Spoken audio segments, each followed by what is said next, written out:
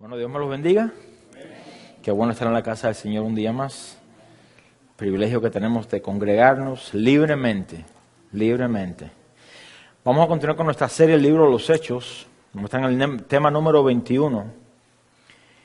Y vamos a estar hablando acerca de un llamado al servicio. El que no sirve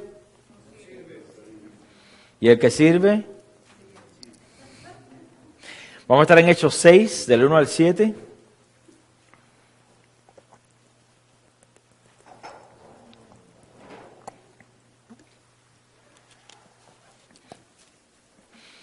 Y cuando lo encuentres, si por favor se ponen en pie en reverencia a la palabra del Señor. Hechos 6, versículo 1 al 7. ¿Ya lo tienen? Dice la palabra del Señor. En aquellos días, como creciera el número de los discípulos, hubo murmuración de los griegos contra los hebreos, de que las viudas de aquellos eran desatendidas en la distribución diaria.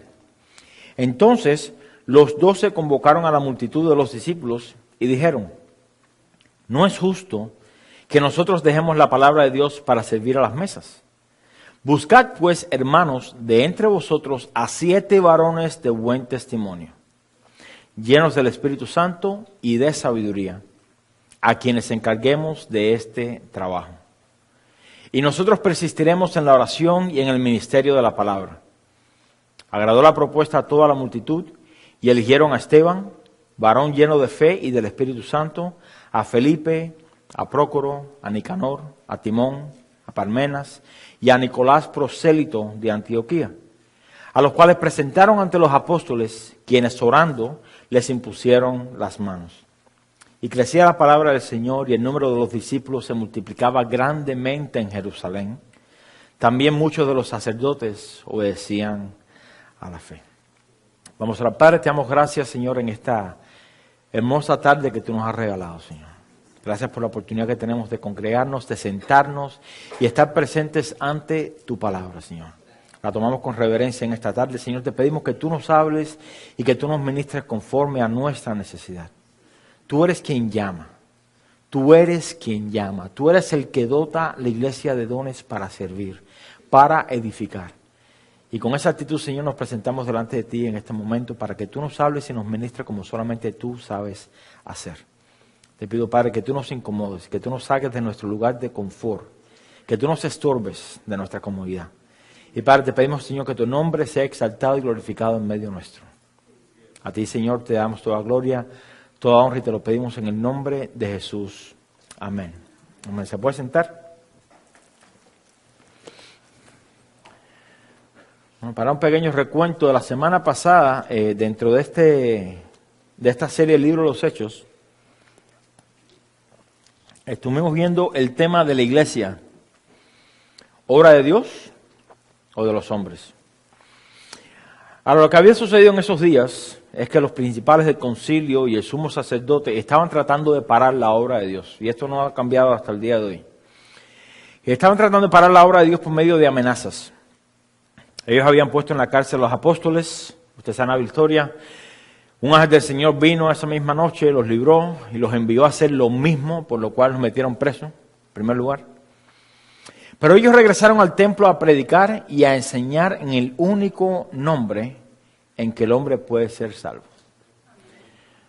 Pero ahí los volvieron a agarrar, los volvieron a traer. Y estos religiosos enemigos de la cruz comienzan a tratar de esquivar su culpabilidad en cuanto a la crucifixión de Cristo, porque sabían que si Dios había en verdad resucitado al Señor, al Cristo, era porque había aceptado el sacrificio del Cordero. Ellos, según la ley, entendían bien que si Dios había aceptado tal sacrificio era porque esa ofrenda era perfecta y santa. Dios no recibía ofrendas cojas. En el libro de Isaías lo puede ver, donde la gente traía los corderos ciegos, cojos, con las patas quebradas. Le daban al Señor lo que les sobraba. Eso no es caso de la iglesia hoy, ¿no? Espero que no. Pero esta era la queja que tenía el Señor con ellos. Pero cuando el Señor entonces recibe y acepta el sacrificio, significa que ese cordero era perfecto para la expiación. Ellos entonces Entendían que si Dios había aceptado el sacrificio era porque esa ofrenda era perfecta y santa, lo cual entonces hace al Hijo de Dios una persona inocente. De ellos haber ejecutado injustamente a un inocente, el castigo que les esperaba no era nada diferente. La pena de muerte era lo común para todo aquel que quitara una vida inocente o injustamente. Ahora, los apóstoles no estaban buscando justicia para el Hijo de Dios. Ellos no estaban con carteles fuera diciendo justicia para el Señor, justicia para el Señor. No, los apóstoles lo que estaban buscando era que estos judíos fueran reconciliados con Cristo. Y vez tras vez mencionan la resurrección de los muertos. Vez tras vez anuncian que Dios envió para restaurar, para reconciliar para consigo a su pueblo. Para que recibieran perdón. ¿Perdón de parte de quién? No era perdón de los hombres ni las autoridades, sino perdón de parte de aquel que todos tenemos que rendir cuentas un día. Los apóstoles seguían hablándoles acerca de la resurrección de entre los muertos por la misma razón. Habrá un día donde todos tendrán que comparecer ante el tribunal de Cristo por tal razón. ¿Por qué mejor no acogerse a la misericordia de Dios hoy, en vez de enfrentar el juicio de Dios mañana? Esta es la hermosura de Dios. Dios ha enviado a su Hijo ¿para qué? Para que todo aquel que en Él crea no se pierda, mas tenga vida eterna. Abogado perfecto tenemos para con el Padre. Si usted analiza el trabajo de un abogado hoy, el abogado, si usted va a un abogado, él le va a pedir todo lo que conoce o todos los detalles acerca de su caso. Le va a decir, no me dejes nada oculto. Dame todo para entonces con esa información poderte defender. ¿Cierto? Jesús de la misma manera. Conoce cada uno de nuestros detalles y dice, ven a mí que voy a ser tu abogado para defenderte delante del Padre. Pero aquellos que rechazan, esa misma persona que hoy puede ser nuestro abogado, mañana entonces será el juez. Y como juez conoce todos los detalles también del caso. No hay escape. Entonces, ¿por qué no acogernos mejor hoy a la misericordia de Dios que esperar y enfrentar el juicio de Dios mañana? Y eso es lo que los apóstoles estaban diciendo vez tras vez a estos religiosos.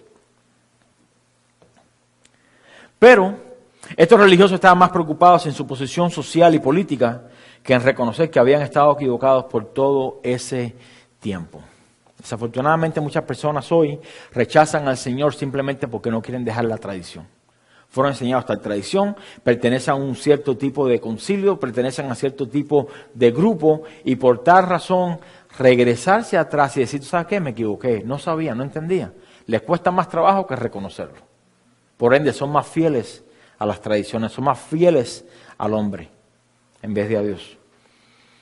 Por tanto, su meta era de erradicar a toda costa de estos creyentes, a toda costa este grupo de creyentes que seguía creciendo de manera acelerada. Entonces, en medio de esta reunión, en contra de los apóstoles, se levanta un doctor de la ley muy conocido. ¿Cómo se llamaba? Gamaliel. Y él pide que los apóstoles sean sacados por un momento fuera de la reunión porque quiere presentar un punto que muchos de ellos quizás no habían considerado. Gamaliel trae a memoria dos sucesos históricos que habían pasado en aquellos tiempos. Dos. Donde ambos de los jefes, por así decirlo, los jefes, los cabecillas, ¿no?, fueron muertos y todos sus seguidores fueron dispersados. Y nunca más se escuchó de nada de ninguno de ellos. Y este es el caso de Teudas y de Judas de Galileo. Ambos de ellos fueron aniquilados por parte del gobierno romano por la simple razón que quizás presentaban una amenaza en contra del imperio. En Roma, en los tiempos romanos, si usted solamente presentaba amenaza, le tumbaban la amenaza. Así es que manejaban ellos, así es que trabajaban ellos. Poco sabían los romanos que este nuevo reino que se estaba estableciendo, el reino de Dios, atacaría directamente el señorío del César. Esto lo haremos en clases posteriores. No para derrocarlo como imperio físico, sino que este reino de Dios había venido a declarar claramente que solamente hay un rey y que no hay imperio, reino o nación que se pueda levantar en contra de tal rey. Ese es el rey que usted y yo servimos. Jehová de los ejércitos es su nombre. Los judíos se encontraban de la misma manera luchando en contra de este reino. Por tal razón, cuando digo los judíos, entienden los religiosos. Por tal razón, aquel hombre, aunque el hombre quiera destruirlo, aunque Satanás quiera destruirlo, la obra que Dios ha hecho no la derriba nadie. Yo quiero que usted esté claro en eso. Lo que Dios establece, no lo derrumba nadie.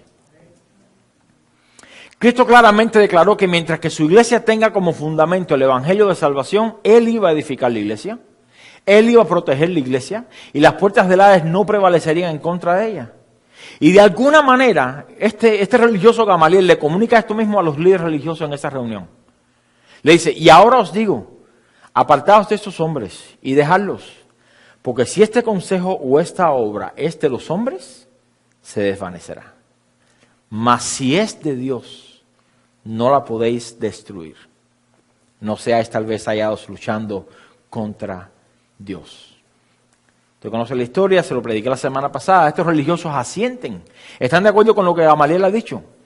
Ellos deciden poner en libertad a los apóstoles, pero no sin antes ¿qué? Azotarlos. Azotarlos. Y esta es la primera vez, en el libro de los Hechos, en la historia de la iglesia, donde alguien ha sido azotado por el nombre de Cristo. Anteriormente los habían echado en la cárcel. Nada más. Ahora ya comienza la persecución un poco más avanzada. Se comienza a incrementar con severidad. Más aún así, estos apóstoles salieron de allí, como dice la Biblia, gozosos. Gozosos. Mire, pregúntele a su hijo o a su hija, cuando usted le ha dado fuetazo porque se porta mal, si salen de ahí gozosos. Para nada. Pero estos habían salido de ahí gozosos, ¿por qué? Porque habían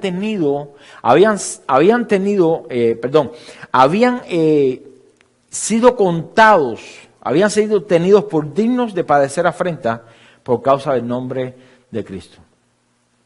Estos padecimientos de alguna manera los hacían de alguna forma igual o parecido, imitadores al Maestro, el cual sufrió por nosotros. Dice aquí la Biblia en el capítulo 5, al final del capítulo 5 dice, y todos los días en el templo y en las casas no cesaban de enseñar y predicar a Cristo. A ellos no les interesó que le daban azotes, ellos siguieron con lo que Dios le había mandado. Y de nuevo, por parte de los discípulos del Señor, provocaba entonces que el Señor siguiera añadiendo a la iglesia los que habían de ser salvos. Y entonces aquí llegamos al Hechos 6, la enseñanza de hoy, versículo 1 dice, y en aquellos días, como creciera el número de los discípulos. Y ahí ve la iglesia otra vez, inclusive con la persecución, con azotes, la iglesia continúa ¿qué? Creciendo. Dice, hubo murmuración de los griegos contra los hebreos, de que las viudas de aquellos eran desatendidas en la distribución diaria. Bueno, con el crecimiento de la iglesia del Señor, aumenta también la posibilidad de que se presenten más problemas dentro de la iglesia. No es lo mismo tener 2 ovejas que 200 ovejas.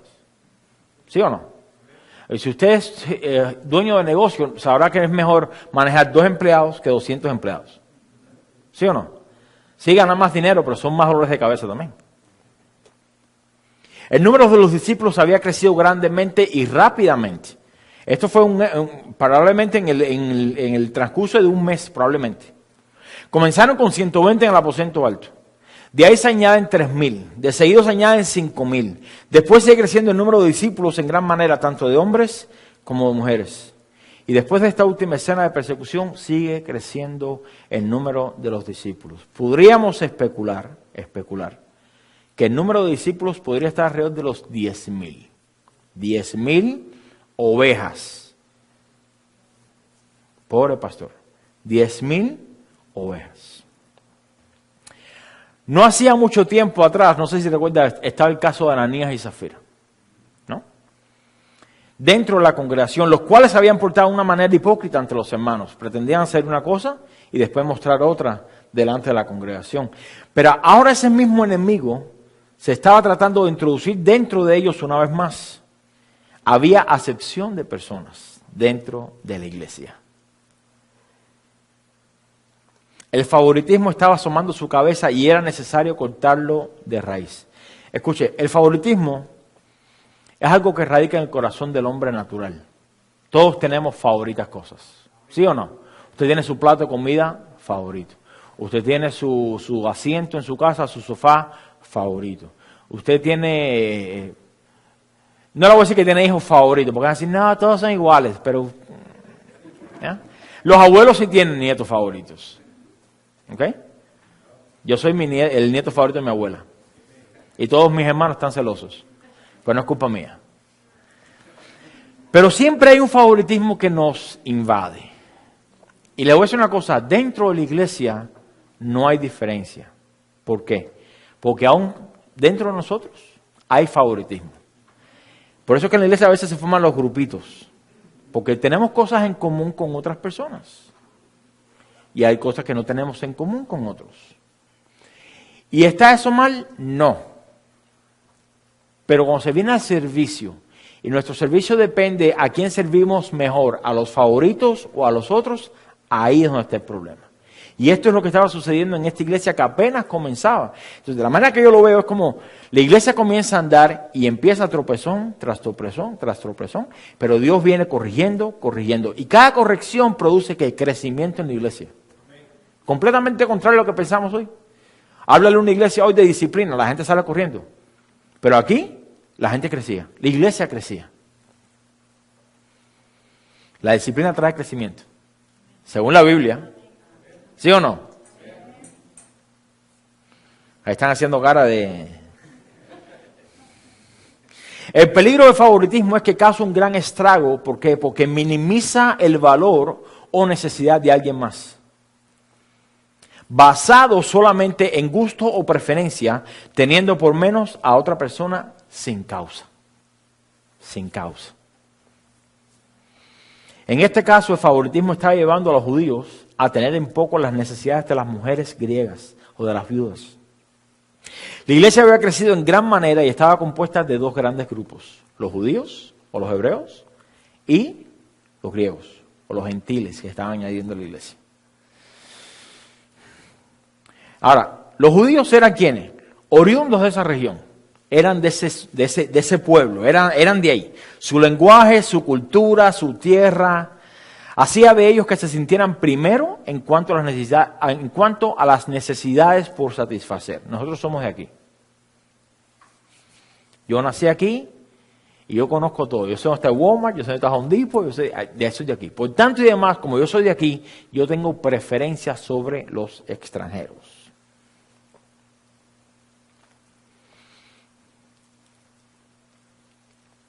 Por otro lado, los griegos, aunque eran hijos de Dios, eran quizás considerados extranjeros en medio de ellos, ya que estos habían venido, recuerden Hechos 2, habían venido de otras tierras lejanas a celebrar la Pascua. ¿Y qué había sucedido? Comenzó la iglesia y ahí se quedaron. Pero en medio de ellos, aunque eran hijos de Dios, se sentían extranjeros. Y es una pena realmente cuando en la iglesia hay personas que son hijos de Dios y se sienten extraños y ajenos a la vida de la iglesia. Y eso es algo que nosotros, mire, yo soy responsable de decirle a usted, pero yo no puedo estar en 24 horas en todos lados. Y todos estamos propensos a, siempre vamos a comer con el mismo grupito, siempre vamos a comer con la misma persona, siempre vamos a compartir con las mismas. Y los otros dentro de la iglesia, ¿qué sucede con ellos? Entonces tenemos que hacer un esfuerzo, porque no nos nace naturalmente. Naturalmente somos ¿no? ¿Dónde están los boricuas? ¿Dónde están los? ¿Dónde están los? No, todos somos uno en Cristo. Amén. Entonces esto estaba sucediendo en la iglesia y estaba trayendo problemas porque ya se levantan las quejas. Ya se levantan las quejas. Las viudas tenían necesidades, ambas. Tanto las de los griegos como la de los hebreos. Pero estaban siendo desatendidas. La versión etíope de este pasaje añade lo siguiente al final del versículo 1. Porque ellos veían que sus viudas ministraban. Se lo voy a leer en contexto. En aquellos días, como creciera el número de los discípulos, hubo murmuración de los griegos contra los hebreos, de que las viudas de aquellos eran desatendidas en la distribución diaria, porque ellos veían que sus viudas ministraban. A esto se añade en esa versión etíope, no está en el canon de la Biblia hebrea. Pero en otras palabras, las viudas hebreas trabajaban en el templo. Yo creo que usted presta atención a esto. Las viudas hebreas trabajaban en el templo. Ahora, ¿por qué trabajaban? ¿Le pagaban? No. El otro punto que podría haberlos llevado a hacer acepción de personas era el hecho de que las viudas tenían una función y una responsabilidad dentro de la iglesia del Señor. Y ellas tenían la tarea de visitar a los enfermos, alimentar, cuidar de los pobres y ayudar al desvalido. Esto lo practicaban ¿quién? Mayormente las viudas hebreas, las judías. Entonces, ¿qué sucede? Esto era algo que ellos hacían por sí mismas. En el Nuevo Testamento no encontramos ningún indicio de que esto era un mandamiento por parte de los apóstoles. No, para ser miembro de la iglesia tienes que servir o tienes que visitar a. No, eso es algo que el Espíritu Santo había puesto en ellos o en ellas, de ayudar al necesitado. De la misma manera que el Espíritu Santo puso a los discípulos a ayudar a los que tenían necesidad, vendiendo propiedades, traían el dinero a los pies de los apóstoles. Estas viudas se habían propuesto hacer su parte dentro de la iglesia. Las viudas griegas, al parecer, no tenían esa costumbre. ¿Lo hace a ellas menos hermanas o menos hijas de Dios? No. El hecho de que usted sirva en la iglesia o no sirva no lo hace usted más hijo de Dios o menos hijo de Dios. Usted tendrá que dar cuentas delante de Dios un día por los dones que Dios le ha dado que usted no ha ejercido. Ese es otro punto. Pero las viudas griegas al parecer no tenían esa costumbre por haber nacido en otro lugar, tenían otra costumbre. Por tanto, los judíos que hacían la repartición diaria se veían inclinados a, entre comillas, compensar o pagar de acuerdo a la labor hecha. Algo que sería completamente normal. Si usted tiene 3 hijos o 5 hijos, y usted los manda a limpiar el patio y uno está solamente cazando lagartijas y los otros 4 trabajan, al final que usted le va a galletica de Oreos a cada uno, usted no le da al otro que no hizo nada. Espero que no, porque lo está malcriando. Lo está criando con un pensamiento de que se merece las cosas por no hacer nada. El que no trabaja, no come. ¿Sí está claro, no? Ok. Imagínese usted va al trabajo y usted llega tarde, no va, no cumple, y cuando le dan aumentos a todos, a usted también le dan aumentos. Usted diría, gloria a Dios, pero en realidad es que le están haciendo un mal. Le están haciendo un mal. Y este era más o menos el pensamiento que tenían. No, ellas sí trabajan, ellas visitan enfermos, ellas ayudan, pero aquellas no. Por tanto, vamos a darle la mayor parte a... Y ya que eran del mismo lugar, probablemente ahora estaban vecinos.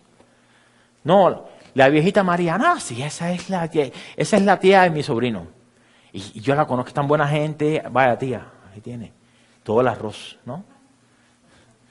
Imagínense 2 que vinieran. Ay, necesito café. ¿Café? No. Ella me invita a su casa a tomar café, esta nunca me invita. No, café. ¿No? Es parte normal de nuestra naturaleza, tener favoritos. Pero tenemos que proponer en nuestro corazón, cuando se viene al servicio, no podemos tener favoritos. ¿Cómo usted se sentiría si tenemos un mujer en la puerta que saluda solamente a algunos y a otros no? Simplemente porque es del mismo país o de la misma cultura. No, usted no es de mi cultura, eche para allá. ¿Cómo se sentiría? ¿Mal? Usted ni entra. Ahí me da la vuelta y se va.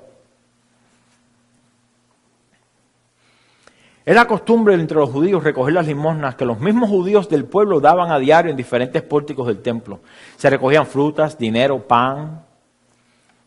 Y al final del día esto se repartía entre los necesitados y en este caso las viudas. Recordemos que las viudas eran una clase social grande en número.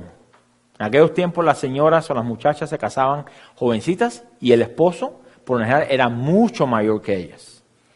Tal como es el caso de algunos de ustedes, ¿no? Por lo tanto, el hombre moría primero. Moría primero. Entonces había muchas viudas dentro del pueblo de Dios. Eso fue un chiste, ¿no? Sus esposos lo más probable es que habían muerto. Y lo más, bueno, sí, eran viudas porque habían muerto. Lo más probable es que tenían hijos pequeños o vivían solas. No tenía quien las atendiera. Ellas no tenían a nadie que las pudiera sostener. El caso de ser una viuda en Israel en aquel tiempo era un caso bien triste. No tenías quien te defendiera. Tu palabra como mujer en aquel tiempo, la cultura no tenía mucho valor. No tenía nadie que te defienda, nadie que te represente, nadie que te sustente. ¿De quién dependía entonces? De la misericordia de Dios. Y esa misericordia de Dios se era revelada a través de ¿quién? De la iglesia. Entonces imagínense, el único lugar en la iglesia, el único lugar donde podían recibir algo de sustento o de apoyo, la gente decía, no, porque tú eres griega. Terrible, terrible. En la carta de Timoteo, años más tarde, el apóstol Pablo aclara cómo se debe tratar a las viudas. Deja una pausa ahí donde está y vaya conmigo a 1 Timoteo 5, por favor. Y aquí se desglosa en muchos puntos las viudas. Las viudas. 1 Timoteo 5, versículo 3. Dice, honra a las viudas. Honra a las viudas, que en verdad lo son. ¿Qué querrá decir el apóstol con eso? Que en verdad lo son. La viuda es viuda, ¿no? Pero mire cuál es el punto de lo que Pablo está diciendo aquí a Timoteo. Pero si alguna viuda tiene hijos o nietos, aprendan estos primero a ser piadosos para con su propia familia y a recompensar a sus padres, porque esto es lo bueno y agradable delante de Dios. Aquí se hace evidente el mandamiento de honrar a nuestros padres, ¿no? Versículo 5. Mas la que en verdad es viuda y ha quedado sola, ¿qué denota esto? Que ha envejecido y que sus hijos ya se han ido, o quizás también, pues, probablemente quizás también han muerto. Dice, y la que ha quedado sola y espera en Dios y es diligente en súplicas y oraciones noche y día. Pero la que se entrega a los placeres viviendo está muerta. Manda también estas cosas para que sean irreprensibles, porque si alguno no provee para los suyos y mayormente para los de su casa, ha negado la fe y es peor que un incrédulo. Sea puesta en la lista solo la viuda no menor de 60 años. No menor de 60 años. Que haya sido, mira cuáles son los requisitos. Que haya sido esposa de un solo marido. Que tenga testimonio de buenas obras. Si ha criado hijos. Si ha practicado la hospitalidad. Si ha lavado los pies de los santos. Si ha socorrido a los afligidos. Si ha practicado toda buena obra. Esto ratifica que las viudas también tenían una función dentro de la iglesia, como acabamos de leer hace un rato. Versículo 11. Pero viudas más jóvenes no admitas. Ahí se pone un poco más duro, ¿no? Viudas más jóvenes no admitas. No que no sean miembros de la iglesia, pero en la lista de viudas para ayudar, para sostener. No admitas. ¿Por qué? Porque cuando impulsadas por sus deseos se rebelan contra Cristo, quieren casarse. Hagamos una pausa ahí. No significa que el casarse es malo, ni casarse por segunda vez es malo, o por tercera vez, si ese es el caso, no es malo. La razón de aquí que está hablando el apóstol Pablo no es por el motivo de casarse, porque el motivo aquí no era el amor. No era aquí. Dice, impulsadas por sus deseos. ¿Cuál era el motivo de estas personas que querían casarse? ¿Para satisfacer qué? Los deseos de la carne. Y por eso dice el apóstol Pablo, no. Dice el versículo 12, incurriendo así en condenación por haber quebrantado su primera fe. Y también entonces estas viudas aprenden a ser ociosas. ¿Qué cosa es una persona ociosa? ¿Una qué? ¿Vaga? Bueno, eso es lo que causa la ociosidad. ¿Qué es una persona ociosa? ¿Cómo? Que no hace nada. No, una persona ociosa es la que tiene deseos de hacer algo, pero no hace lo correcto. Entonces se pone en un lugar donde su mente y su aburrimiento lo lleva a hacer otra cosa que no tiene que hacer. Se pone ocioso. Es la persona que está como, ay, no sé qué hacer, qué voy a hacer. Y por lo general terminan haciendo el mal. ¿Sí me entendió? Si usted está en la casa, ocioso, no quiere hacer nada, no quiere trabajar, no quiere pasar el baño, no quiere limpiar, no quiere hacer nada, está sentado. Y se empieza a poner ocioso, como que quiero hacer algo, pero no quiero hacer lo correcto, ¿va a hacer qué? Va a prender el televisor, va a ver algo incorrecto. Va a encender el internet, va a ver algo incorrecto. Y etcétera, etcétera. Va a empezar a hacer otras cosas. Eso es lo que causa la ociosidad. ¿Ok? El que no quiere hacer nada, no, eso es vago.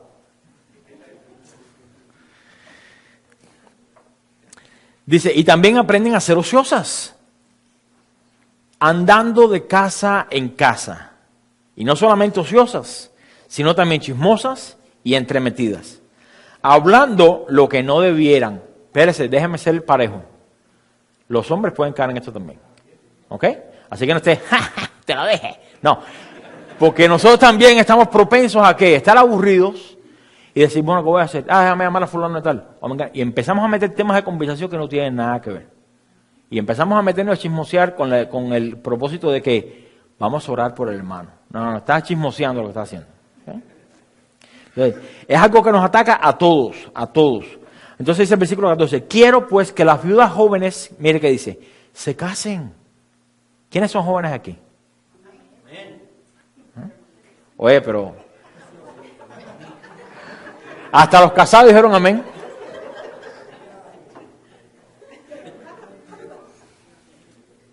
Bueno,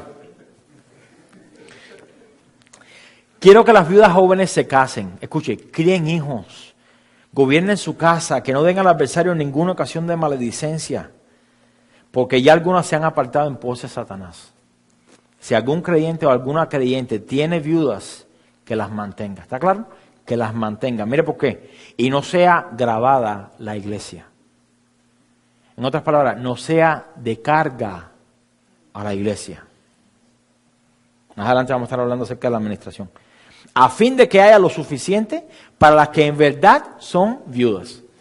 Imagínese. Mire, ¿quiere que le diga una cosa? Usted lo puede ver hoy en todos lados. Llegan la gente, usted va al mercado y usted tiene, no sé, supongamos, bueno, voy a hablarlo en Cuba, lo voy a hablar en Cuba, ¿no? Allá en Cuba, pues, las cosas eran limitadas. A final de año, para el Día de los Reyes, 6 de enero, le daban a cada familia, probablemente Alina y Eddie pueden corroborar, para poner que el pastor esté inventando las cosas.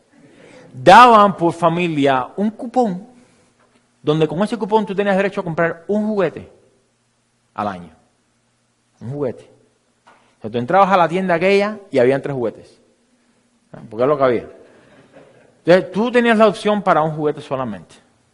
Tú llegabas con tu niño y tu niño decía, yo quiero aquella bicicleta. No, yo quiero aquel, no sé qué, yo quiero estos patines. Me hago una pistolita para que... ¿no?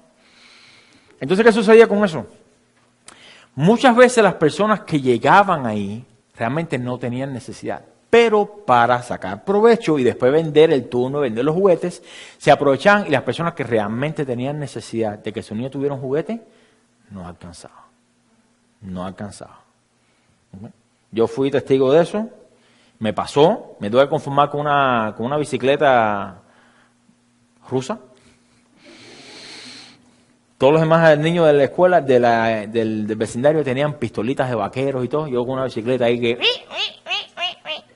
¿no? Pero este es el motivo por cual se pide que se analice exactamente cuál es la verdadera condición de tal persona, para que no se vuelva carga a la iglesia, porque así las personas que vienen detrás, que realmente tienen una necesidad, puedan también alcanzar y ser bendecidas con la ayuda que la iglesia le da. ¿Sí se entiende?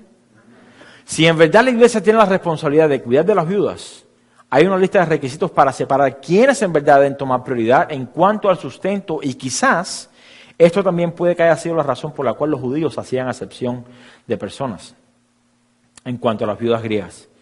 Aunque no es una excusa válida, nos ayuda por lo menos a identificar la razón por la cual quizás lo hacían. Ante tan gran dilema era necesario atender y corregir esta situación. Pero los apóstoles no podían tomar otra responsabilidad en sus manos por cuestiones de tiempo y de prioridades. Imagínense, ya estamos hablando casi de 10,000 personas. Póngale, ¿cuántas viudas hubieran ahí? Póngale, deme un número. 1,000, no, como 8,000. 1,000, una cantidad de viudas. Y todas a la misma vez, yo necesito. ¿Y por qué fulana así a mí no? Porque yo tengo 5 hijos, yo tengo 2. ¿No? Entonces ellos no tenían tiempo para eso. Tenían que delegarle eso a alguien. Entonces dice el versículo 2, regresando a Hechos, versículo 2 dice, entonces los 12 convocaron a la multitud de los discípulos y dijeron, no es justo que nosotros dejemos la palabra de Dios para servir las mesas. ¿Qué sucede? Los apóstoles ahora se reúnen con todos los miembros de la iglesia. Escuche, estos no eran todos los que estaban en la iglesia, sino que representa a aquellos miembros en comunión, aquellos que habían hecho profesión de fe, aquellos que perseveraban en la doctrina, en el partimiento del pan, en la comunión los unos con los otros y en las oraciones. Eso es lo que constituía la iglesia del Señor, los miembros de la iglesia. Esta era la verdadera iglesia. A raíz de que se veía muy a diario y constantemente, creó en estos miembros el sentido de conocerse mutuamente e íntimamente. Eso es lo que sucede mientras más usted pasa tiempo con los hermanos. ¿No? ¿Usted quiere conocer más al Señor? ¿Qué tiene que hacer? Pasar más tiempo con el Señor. ¿Usted quiere conocer a su novio? ¿No? Para casarse. ¿Tiene que pasar qué? Tiempo con el Señor. Con ese Señor.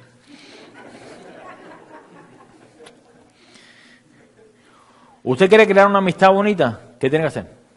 Tiene que pasar tiempo. Todo está en invertir el tiempo necesario para. Y es lo que había sucedido aquí. Estas personas se veían en desayuno, en la merienda, en el almuerzo, en la merienda, en la comida. En todos lados se veían, a todos lados. Estaban siempre juntos. Entonces se conocían las necesidades los unos a los otros. Eran de esa gente que llegaban a tu casa y abrían la nevera y sin preguntarte. ¿Cuántos tuvieron amistades así? Yo sí. Uy. Y aunque uno escondiera todo, siempre lo encontraban. Yo tenía un amigo mío que, no, voy para tu casa. Empezaba yo a esconder todas las cosas. Y ahí llegaba, ¿no? Y entonces me daba tremenda muela.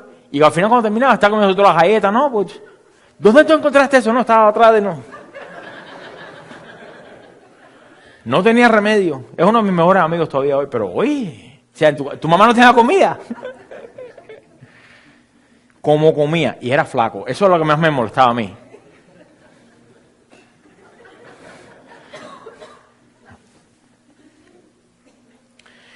Bueno, esta era la verdadera iglesia. Se conocían mutuamente, íntimamente, lo cual ayuda en el proceso de buscar personas dentro de ellos que podían atender este asunto que se había levantado. Los apóstoles también hacían la función de servir a la iglesia en sus necesidades. No era que los apóstoles estaban sentados y cogiendo fresco, ¿no? Ellos oraban por los enfermos, visitaban las viudas, ellos ministraban fuera del contexto de la congregación, pero no tenían el tiempo ahora de tomar algo más en sus manos, sin correr el peligro de descuidar el ministerio del estudio de la palabra. Esa era la prioridad para ellos, de la oración, de la predicación. En especial ahora que la iglesia había crecido tanto y tan rápido, tenían que. Y esto es algo normal cuando una iglesia comienza. El pastor junto con su familia, por lo general, la mayoría de las veces se tiene que ocupar de toda necesidad. El pastor es el que abre la puerta, el que saluda, el que barre, el que limpia, el que hace el café, el que se toma el café, el que predica, el que hace todo. Porque es normal. Pero mientras la iglesia comienza a crecer, entonces los pastores deben empezar a delegar, ¿no? Los apóstoles no querían perder de vista que lo más importante para ellos era la preparación, para entonces ellos poder alimentar al pueblo con buen alimento y prepararlos para cumplir con lo que Dios les había encomendado. Esa es la responsabilidad de los pastores. El haber tomado en sus manos el ministerio de la repartición, con tantas viudas y necesitados que había, no habrían podido cumplir fielmente lo que Dios les había legado.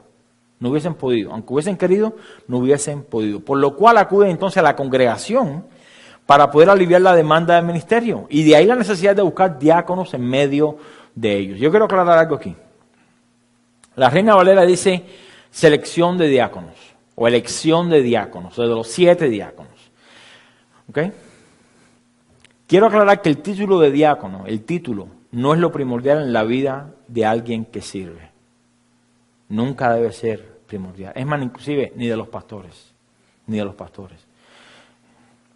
la Biblia en la Biblia no encontramos que buscaban diáconos, sino que buscaban personas que sirvieran a las mesas. Si usted pregunta aquí, ¿quién quiere tener el título? No sé qué, la gente, no, yo creo que ese título me queda bien con el apellido mío, ¿no? No, ¿quién quiere servir? ¿Quién puede servir? Hoy te encuentras en una iglesia con personas que, dice aquí, tienen el cartelito que dice diácono. No, yo soy diácono de la iglesia. Yo recuerdo en mis tiempos eso suena tan lejano, ¿no? En mis tiempos cuando trabajaba en lo secular, a veces iba a casa de clientes y algunos de ellos eran cristianos. Y comenzamos a hablar de la iglesia y, usted es cristiano, sí. Usted empieza a ver, no, Cristo te ama, no sé qué, y todas esas cosas. Uno asume que son cristianos. Entonces, mira, que usted es cristiano, usted va a la iglesia. No, sí, yo soy diácono de la iglesia. Pero te lo decían con un aire No, sí. Y yo, claro, a propósito, como soy yo, le decía, usted es el que nadie reconoce en la iglesia. No, yo soy el diácono. No, porque el que sirve en la iglesia es el esclavo de la iglesia. Eso es lo que significa la palabra diácono, el esclavo de la iglesia. ¿Quién quiere ser diácono en la iglesia? Gloria a Dios. ¿No? Entonces, no, pero significa que es el que sirve a todos. El que sus prioridades no están. Los demás están por encima de él. Ya le cambia el tono a la cara. Ya. ¿No? No, yo soy diácono con K, del griego, no importa, la función es la misma, esclavo de la congregación. Prácticamente. En la Biblia no encontramos que buscaban diáconos, sino personas que sirvieran a las mesas. Y la palabra diácono hace más énfasis en la función que en el título. ¿Sí o no? En la función que en el título. Las personas que están buscando títulos, mira, esas no sirven para nada. ¿Okay? Van a ponérselo bien claro. Para nada. Las personas que quieren servir, esas sirven para todo. El título ni hace ni quita. A mí a lo mejor usted me dice pastor si me llama Joel. O si me dice tú. A mí no me interesa. Para nada. Pero hay personas que sí buscan el título. El reverendo. Ya no, pastor no es suficiente, ahora es reverendo. Nosotros hicimos una vez, un tiempo atrás, no estamos aquí con la iglesia, una actividad, invitamos varios cristianos y era como un fundraiser, era como un, ¿cómo se dice eso en español? Un fundraiser, eso mismo. Y entonces uno de los muchachos llegó y dice, no, mi pastor quiere participar en la actividad. Ah, qué bueno. ¿Cuál es su nombre? Reverendo fulano de tal. ¿Cómo se llama? No, reverendo fulano de tal, reverendo fulano de tal. Ah, caray. ¿Le podemos decir pastor fulano de tal? No, a él le gusta que le diga reverendo fulano de tal. Digo, mira, yo no lo voy a decir reverendo. Ya me puse cubano, ¿no? Yo no lo voy a decir reverendo. Entonces me acuerdo, mi esposa me dijo, bueno, hay que guardar la paz. No, ¿paz de qué? No, yo no voy a decir reverendo. El reverendo, no, ¿qué reverendo de qué? Significa que es digno de reverencia. Que el único que es digno de reverencia es Dios. ¿Okay? Empezar por ahí. Así que si usted me quiere decir reverendo, yo lo voy a dar una protesta. Pero bueno, gracias a Dios que el día de la actividad la persona no fue, el Señor no fue. Ya me ahorré el más rato, ¿no? Pero yo fui propuesto, yo no voy a decir reverendo. Si acaso pastor fulano de tal. El Señor es nuestro pastor, nada nos faltará. ¿Ok? El Señor es el reverendo, ¿no? Si Dios mismo se da a conocer a nosotros como nuestro pastor. Imagínense. La palabra diácono hace más énfasis en la función que en el título. Y esta palabra significa siervo, esclavo, aquel que atiende las necesidades de los demás. Mire, cuando usted va a un restaurante, ¿a usted no le gusta que el mesero lo atienda bien? A ver, ¿a usted le gusta un mesero malo? Que se le olvide lo que está tomando, que le traiga lo que no es, la comida fría. No, a usted le gusta un mesero que esté atento. Que ni siquiera ha puesto usted el vaso en la mesa y lo vuelve a echar otra vez. Wow. Y usted le da buena propina por su servicio. No por lo lindo que es, ¿no? Sino por el servicio. Si el servicio está pésimo, pues usted sabe, ¿no? Eso significa que aquel que atiende las necesidades de los demás, da la idea de un mesero, el cual está pendiente de cualquier cosa que se necesite. Se trata de un asistente que da un buen servicio, escuche, de buena voluntad. Ahí cambia.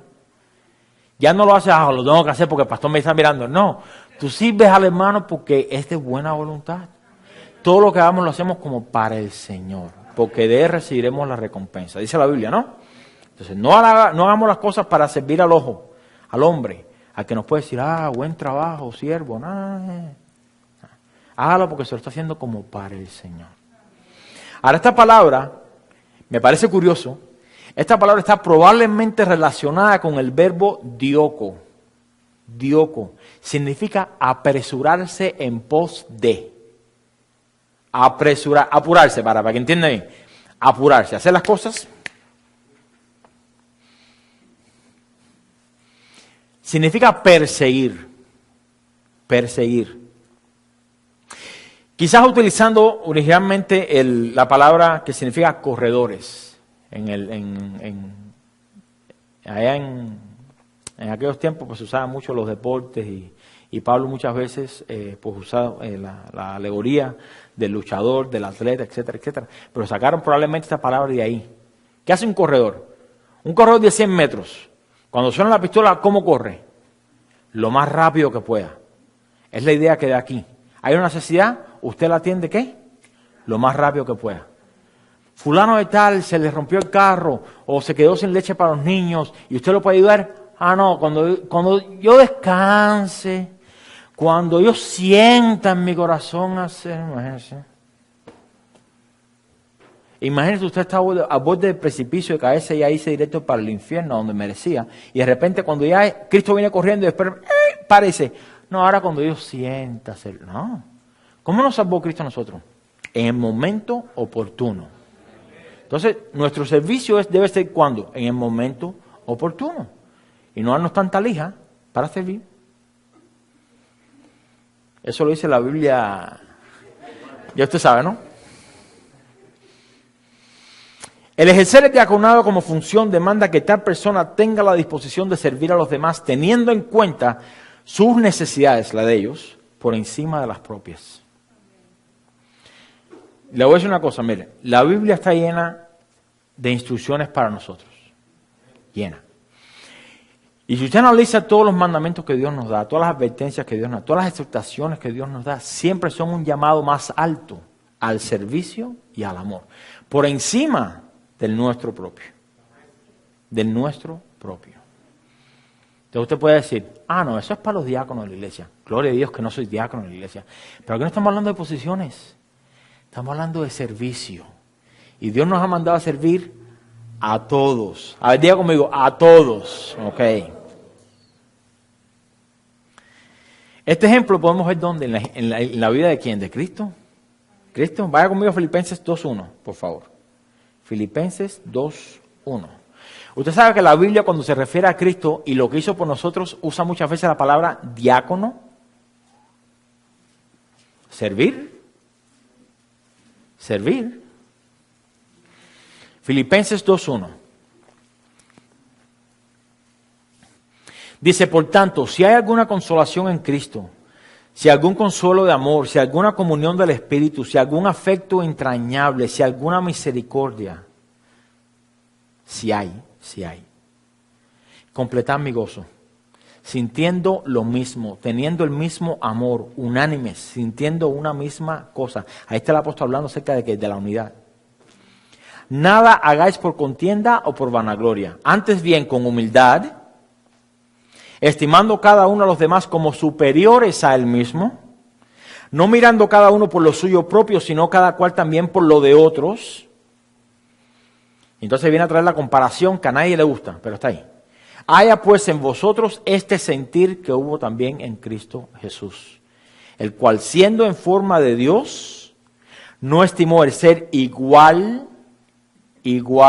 Trinidad, igual a Dios, como cosa que aferrarse, sino que se despojó a sí mismo tomando forma de siervo, hecho semejante a los hombres, y estando en la condición de hombre, se humilló a sí mismo, haciéndose obediente hasta la muerte y muerte de cruz.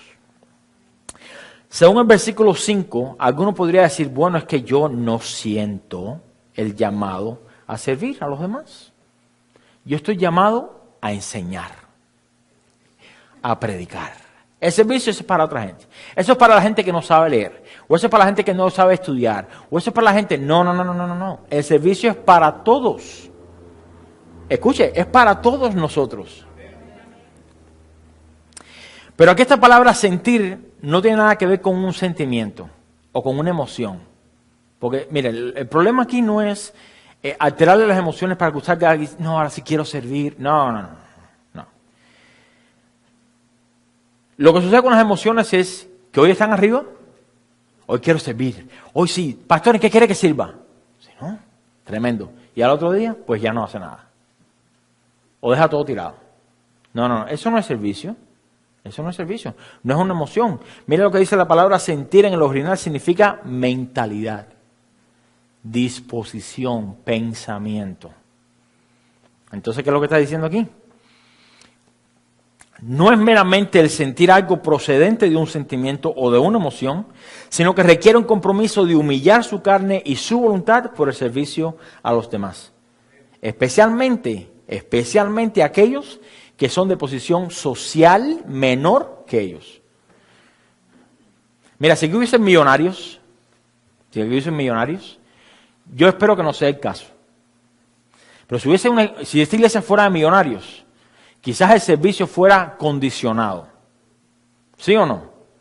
Está lloviendo, llegó la familia con el carrito que se apaga cada 3 minutos, que está tirando aceite por todos lados, y llegó la gente en el Lincoln Navigator y tienen solamente un paraguas. Aquí por lo general diría de buscar porque la naturaleza humana busca siempre que favoritismo, ¿no? Entonces los pobrecitos ya estaban todos mojados, llegan todos enfermos, y usted va corriendo, no, aquí estamos para servirle, hermano. Y el otro todo empapado ¿no? No, al contrario, aquí está hablando acerca de humillar nuestra carne para servir a aquellos que son de menor posición social, por así decir, en medio nuestro. Quiere decir, a los que nadie le pararía bola, a esos. Hacerle más énfasis a esos. El verso diría así: haya pues en vosotros la misma mentalidad, el mismo pensamiento, la misma disposición que hubo en Cristo de hacerse siervo para servir, incluso a aquellos que no lo merecían. Señor, danos la capacidad para servir como tú nos serviste a nosotros. Esa es la petición de cada uno de nosotros, para que Dios entonces nos abra puertas para servir. Regrese conmigo al versículo 3 de Hechos, por favor. Dice: buscad pues, hermanos, de entre vosotros a 7 varones de buen testimonio, llenos del Espíritu Santo y de sabiduría, a quienes encarguemos de este trabajo. Y nosotros persistiremos en la oración y en el ministerio de la palabra. Aquí los apóstoles mandan a buscar a ¿cuántas personas? 7. Oh, el número de la perfección. El número 7 aquí en la verdad no implica nada especial. Nada en lo absoluto. Imagínense, no podemos hacer una iglesia hasta que no tengamos 7 diáconos. No. ¿Y si son 8 en la iglesia? Entonces, ¿qué haces? No. Todos probablemente sabemos que el número 7 en la Biblia significa el número de la perfección de Dios. ¿Sí? Pero en este pasaje no tiene nada que ver con eso. Simplemente se envían a buscar 7 porque al parecer era el número que se necesitaba para atender las necesidades que había. 7 eran suficientes. 7. ¿Para qué hacer con 8 lo que puede hacer con 7? ¿No? Por lo tanto, el querer tener 7 diáconos pensando que es el número que Dios instituyó es añadirle a la Escritura algo que no dice. Es hacer una eisegesis del pasaje. Bueno, los que tuvieron la clase de estudio bíblico sabrán, los que no tienen que esperar hasta el martes y el miércoles, ¿no? Así que el número de diáconos en una iglesia tiene que ver simplemente con la necesidad que exista. Nada más. El énfasis que quiero hacer aquí no es tanto el número de diáconos, sino en las calificaciones para ser uno. Claramente, el tener la disposición para servir es bueno. Si yo le pregunto a usted ahora, ¿quiénes están dispuestos a servir? Todos me levantarían la mano. Bueno, esperaría que todos levantarían la mano, ¿no? Pero tener la disposición para servir es bueno, pero nunca sobrepasa las calificaciones que Dios requiere para servir en su casa. Si usted va a la prisión hoy y a aquellas personas que tienen cadena perpetua, usted le dice: si sirves en la iglesia, te sacamos libre. ¿Qué usted cree que va a decir? Yo quiero servir. No, hay calificaciones para eso. Aquí en este capítulo 6 se mencionan 3 requisitos. ¿Cuáles son? Buen testimonio, llenos del Espíritu Santo y llenos de sabiduría. Llenos de sabiduría. En la carta de Pablo a Timoteo, vaya conmigo mientras tanto, 1 Timoteo 3, versículo 8. Y en esta carta vemos que tales requisitos son indispensables. Quiero aclarar algo. No tanto porque den la habilidad para servir. Usted no se hace un buen siervo porque tenga estos requisitos. No. Le da la habilidad para servir. Oh, porque soy así, puedo servir mejor. No. Sino más bien porque establece el estándar para testimonio delante de los demás. Qué triste es cuando en una iglesia alguien dice, no, el diácono de la iglesia hizo tal cosa, o el pastor de la iglesia hizo tal cosa, etcétera, etcétera. Mal testimonio, ¿no? Entonces, es lo que está tratando aquí el apóstol Pablo de evitarnos, de guardarnos, de advertirnos. 1 Timoteo 3:8. Dice, los diáconos asimismo deben ser honestos. ¿Cuántas personas aquí son honestas? Sin doblez. No dados al, voy a explicar algunas de estas, ¿no? No dados a mucho vino, no codiciosos de ganancias deshonestas, que guarden el misterio de la fe con limpia conciencia. Y estos también sean sometidos a prueba primero, y entonces ejerzan el diaconado, si son irreprensibles. Las mujeres asimismo sean honestas, no calumniadoras, sino sobrias, fieles. Entienda ahí las mujeres, las esposas de los diáconos. No es aunque todas las mujeres deberían tener eso, todos los hombres deberían tener los mismos requisitos, porque es para todos, ¿ok? Pero aquí se está refiriendo a las esposas de los diáconos. Versículo 12, los diáconos sean maridos de una sola mujer y que gobiernen bien sus hijos y sus casas, porque los que ejerzan bien el diaconado ganan para sí un grado honroso y mucha confianza en la fe que es en Cristo Jesús. Estas calificaciones entran bajo la descripción de lo que dice el libro de los Hechos, bajo buen testimonio, tener buen testimonio. Déjame explicarle algo acerca del testimonio. El testimonio en la vida de un hijo de Dios es algo imprescindible. De la manera que usted se comporta fuera de la iglesia es importante. De la manera que usted representa a Cristo en su trabajo es importante. Si usted dice que es cristiano y siempre llega tarde al trabajo, falta, no llama, siempre está metido en Facebook o lo que sea, que no trae honra a Dios, usted está haciendo de mal testimonio para el resto, que se trata tratando de esforzar para hacer lo mejor que pueda, andar en buenas obras. Entonces el testimonio es muy importante en la vida de los hijos de Dios, ya de que no tener uno bueno nos llevaría a tener descrédito con los de afuera y trae de paso deshonra al nombre de nuestro Señor. Buen testimonio no significa perfección, quiero aclarar eso, no significa perfección. Usted puede estar peleado con el vecino a lo mejor puede decir, fulano de tal, no, a cada rato son unos gritos en la casa. No es que sea perfecto, pero que sea transparente. Si sabe que pecó en contra de su vecino, vaya y pídale perdón al vecino, reconcíliese con el vecino. Le voy a decir un cuento no una historia. Nosotros tenemos un patio y nuestros perros pues siempre hacen dentro de los límites de la casa. Un día el perro mío decidió que él quería irse a casa del vecino.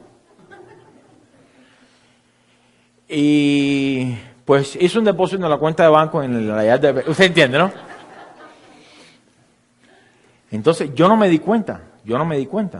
Entonces pues lo entré los perros y al rato cuando salgo la vecina había salido y me dice, yo estaba saliendo. Y parece que venía agarrada de los moños entre ella y las hijas. Y venía con una actitud y enseguida que vio el depósito que le habían hecho, ¿no? Que era en efectivo, era palpable, me dio una gritada, no, que el perro, y yo me quedé como que, porque nunca la había visto tan enojada. Y yo le dije, no te preocupes, yo lo voy a recoger. No, porque se montaron al carro, yo recogí aquello, lo puse en mi cuenta, ¿no? Y después me fui a trabajar y pensé, oye, qué mala onda es esta mujer. Por tan simple cosa, se va a morir, se va a sacar la grama por eso, ¿no? Pero bueno, me fui y empezó a maquinar. Si yo fuera a sacarle en cara todas las veces que hace esto, y que hace esto, y que hace esto, y de repente sentí que el Señor me dijo, cómprale una ofrenda de paz. ¿Ah? En el Antiguo Testamento están las ofrendas de paz. ¿Por qué hice yo? De regreso al trabajo, pues pasé por Publix, le compré un pie de eso de cheesecake o algo, algo de eso le metí. Y fui y le toqué en la puerta. Ella salió con todos sus pelos parados. Dígale, vecina, me da mucha pena lo que sucedió esta mañana, realmente no lo vi. Pero vengo a darte una ofrenda de paz, porque todavía quiero ser tu vecino. La desarmé. Se empezó a reír. Ay, no te preocupes. Mentira, sí me preocupa, ¿no? Ay, no te preocupes. Trato de ser cuidadoso. A lo que me refiero es lo siguiente. Siempre usted va de alguna manera o de otra meter la pata en el vecindario. Pero no es que sea perfecto, sino que va y reconozca cuando metió la pata. Lo mismo con sus hijos o la gente del trabajo. Entonces, un testimonio bueno no significa perfección, que nunca falle, sino que la gente sepa que usted realmente es humano como todos. pero también reconoce sus errores. Y no dice, no, yo eso lo hice por esto. No se excuse. Tome responsabilidad. ¿Sí entendió? Un buen diácono toma responsabilidad.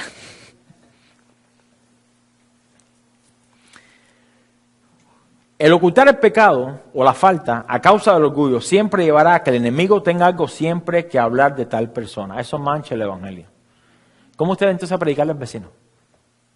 Déjame hablarte del amor de Dios. ¿Qué amor de qué? Siempre me estás gritando. ¿No? Oh, porque el esposo, como Cristo a la iglesia, el esposo. Tú le gritas a tu esposa delante de todo el mundo en la calle. ¿De qué me estás hablando? ¿Me entiendes lo que estoy diciendo? Entonces, un testimonio bueno tiene que ser vital en la vida de un cristiano. No debería ser otra cosa diferente.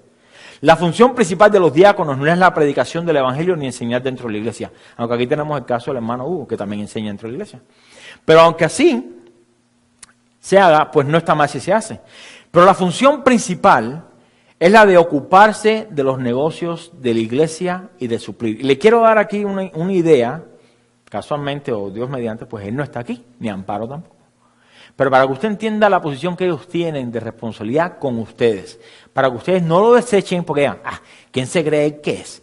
Ahora voy a explicar por qué los diáconos son importantes en la iglesia. ¿Está listo? Ok. La función principal es la de ocuparse de los negocios de la iglesia y de suplir conforme a como se pueda las necesidades. Si eventualmente Dios, y eso es lo que hago, yo le pido al Señor, si eventualmente Dios nos da un edificio nuestro, a mí me gustaría tener un lugar donde sea un pantry, una despensa. De usted va a Publix y compra 3 cajitas de galletica Oreo, trae 2, no una, no, trae 2, o usted, ¿por qué? Porque usted nunca sabe cuándo va a haber necesidad en la iglesia. Las Oreo siempre resuelven, ¿no? Son mensajes subliminales para algunos hermanos dentro de la congregación que les gustan mucho los etiquetorios, ¿no?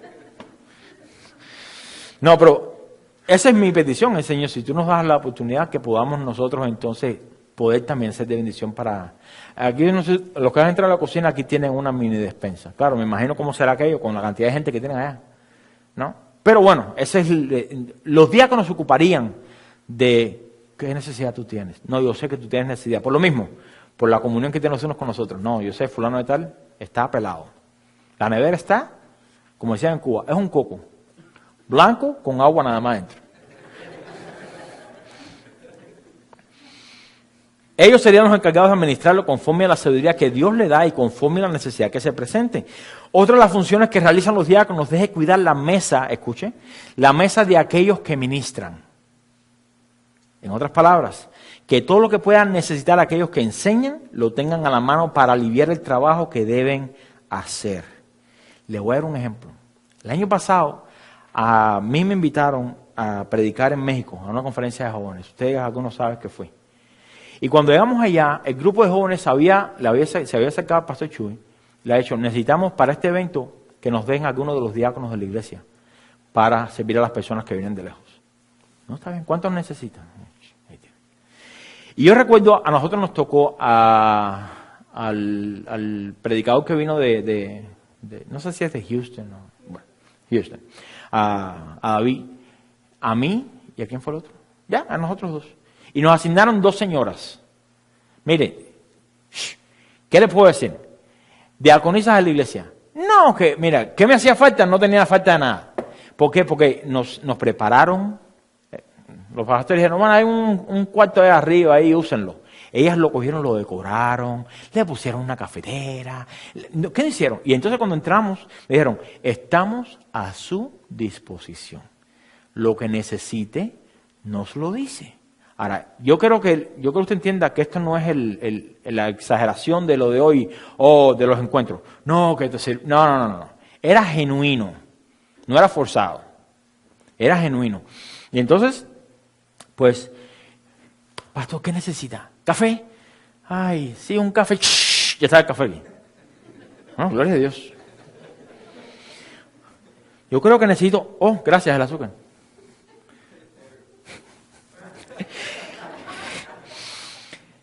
A lo que me refiero es eso. Los diáconos se ocupan de que los que enseñan de la mesa, una de las es... Miren, por ejemplo, Ya tengo, no estar aquí, oye, ¿me puedo entrar? No, ya traen el agua, son pequeños, no es, como decimos en Cuba, no es perrearle a la gente, no es estar ahí, para que me aplauden, no, es simplemente es la manera de servir, nada más. Algunos tienen el don, hay otros que son, y no lo tienen, ¿no? Pero a eso me refiero, esa es una de las funciones de ellos, es asegurarse de que todo esté en ese momento que se necesita, a la orden. ¿Amén?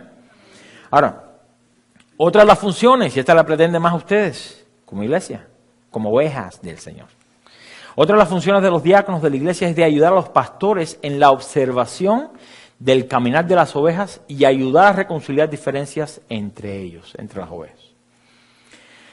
Dado que por lo general ellos viven en medio del pueblo, o tienen más acceso, por así decir, tienen la capacidad de conocer más a fondo a cada familia.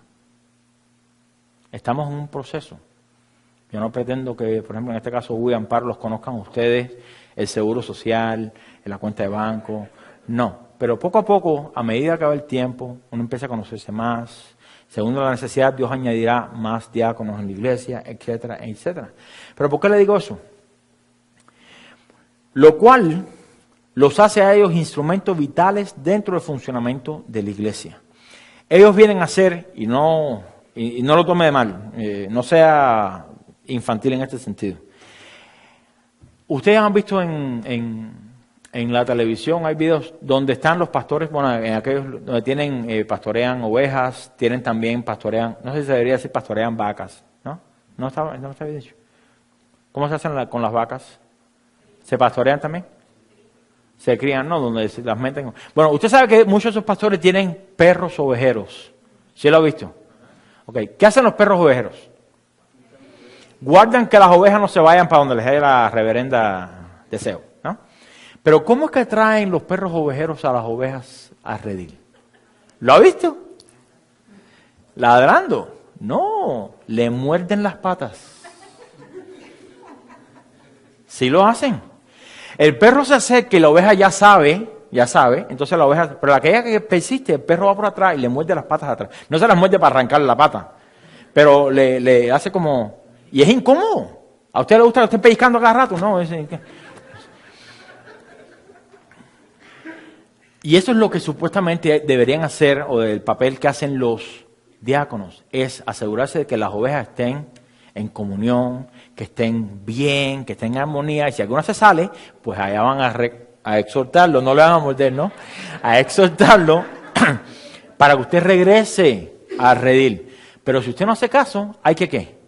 Hay que morderle la pata.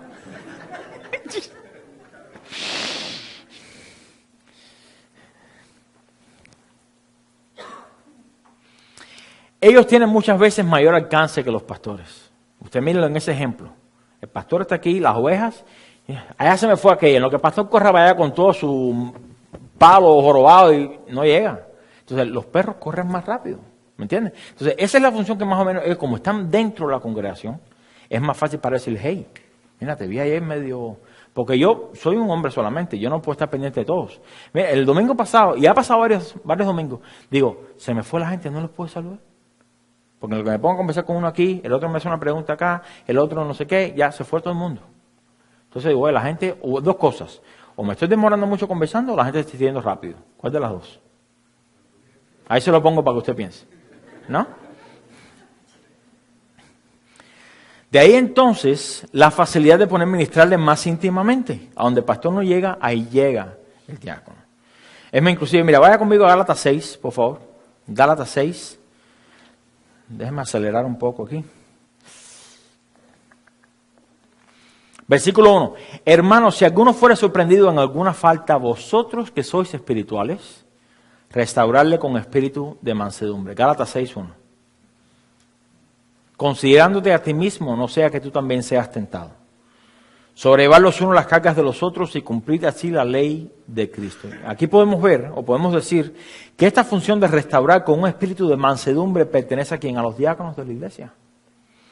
Dado que deben ser espirituales, deben ver todo desde el punto de vista del Evangelio, para entonces poder dar un consejo bíblico, lo cual llevará a una restauración total.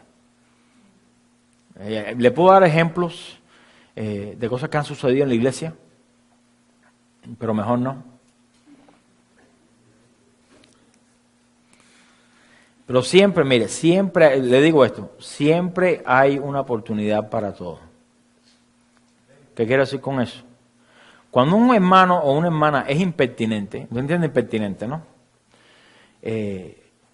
Rápidamente la primera opción o reacción que tenemos es ¿qué? Evitarlo, ¿sí o no? Si alguien es áspero con usted, si alguien le dice lo que no tiene que, ay, qué fea te quedan los zapatos eso, ¿usted qué hace? Usted trata de evitar a esa persona, ¿no? Porque no quiere que le esté criticando. Pero el peligro de eso, ¿cuál es? Es que usted no aprende a recibir crítica. Dios no lo puede tratar a usted en ese sentido. Entonces, la idea del diácono en este sentido es reconciliar a ambos. Y decir, oye, mira, verdad que el comentario que hiciste estaba completamente indebido. ¿Verdad? Sí. Pero también mira esa palabra y decirle, pero no seas tan sensible. Recíbelo como es. Los zapatos están feos. Entonces, ¿qué quieres que te diga? Que diga mentira, mejor que sea honesto, que sea, ¿no? Es de reconciliar a ambos. Y no decirle, no, fulano de tal o fulana de tal, no, ignóralo. Es que es nuevo, es que es así, o no, ambos de la mano. Cuando éramos niños en el parque, nos peleábamos con otros niños, ¿qué nos hacían los padres? Dese en la mano. No, o así. Nos hacían que reconciliarnos. Cuando sus hijos se pelean, ¿qué usted le dice? Ay, ignórala por 3 semanas. No, vaya y piense perdón. Ámense, que son hermanos. Tolérense. ¿Sí o no? Dese la mano. Hay inclusive, has visto en el Facebook, donde le ponen una camisa a los dos juntos y los hacen bailar lentamente a los dos. No sé si si tuviéramos eso en la iglesia, sería buena idea, una camisa esa grande. Amados los unos a los otros, pónganse la camisa. Ahí vamos a bailar.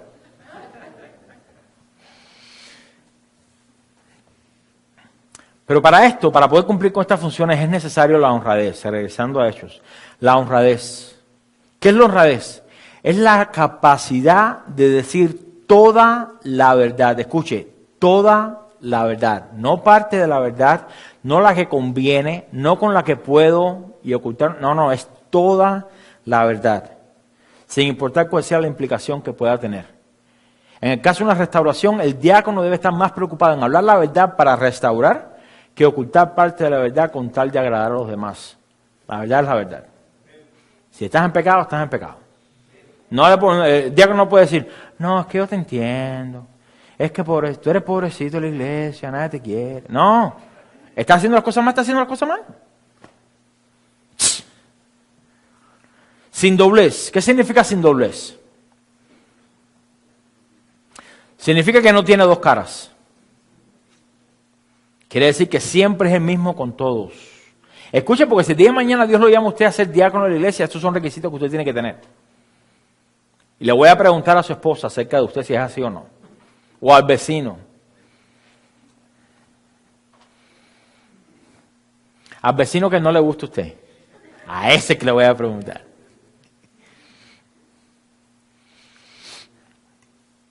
Significa que lo mismo que tiene en su mente es lo mismo que pone en su lengua. Los diáconos, dado que están entre el pueblo y el pastor, no pueden ser de doble palabra.